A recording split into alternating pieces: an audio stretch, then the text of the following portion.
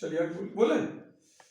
So myself, Dr. Ratnesh Branwal, Assistant Professor in English Department in Kamla Nehru Institute of Physical and Social Sciences, Sultanpur, Uttar Pradesh. Being a professor of an autonomous institute, I have to take up both UG and PG classes. Today, I would like to deliver my lecture upon a topic that is very much related to my syllabus, a topic which is often taught in the classroom, not only to the UG students but also to the PG students. And today's topic of my lecture is William Shakespeare as the greatest sonneteer. So far as the history of sonnet is concerned, it is the glorious gift of Italy. It was first discovered by Petrarch, the father of sonnet. Petrarch is not only the father of the sonnet, but also the revolutionary hero of the Renaissance movement. The sonnet that is originated from the Italian word sonetto, which means a little song or little poem.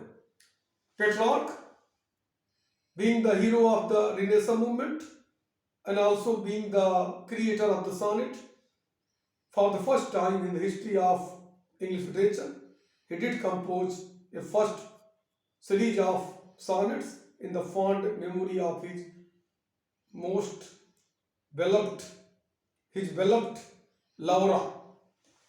So I am cutting short my lecture. It is known as a little poem of 14 lines. Then sonnet was brought to England by the two English poets, Earl of Surrey and Thomas Yacht. They brought the sonnet into England. Later on, it was more and more refined and accomplished by William Shakespeare, the master poet of English literature. One of the best, the greatest dramatist. He was a multi-talented writer having the encyclopedic range of knowledge, and he is called the greatest sonneteer because of his self-invented style. He did not copy or imitate the Petrarchan style of sonnet composition. He composed 154 sonnets, and his sonnets are divided into two sections.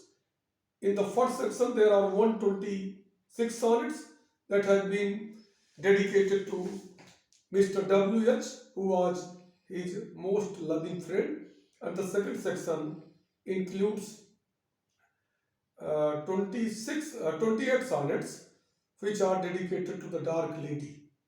Mr. W.H., he was the most loving friend of the poet. Unfortunately, the poet lost his friend very early. So he was missing him too deeply. So he has done the immortalization of his friend. In the fond memory of his friend, he started composing the first section of sonnets.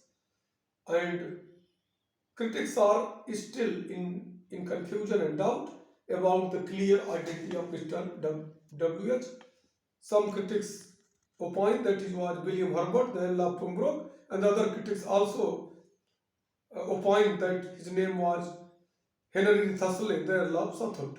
The Dark Lady was his beloved, but unfortunately his love affair ended in smoke.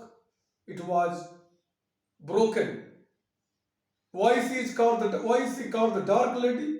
It is also very mysterious question for the students. She is called the Dark Lady not in the sense she was physically dark.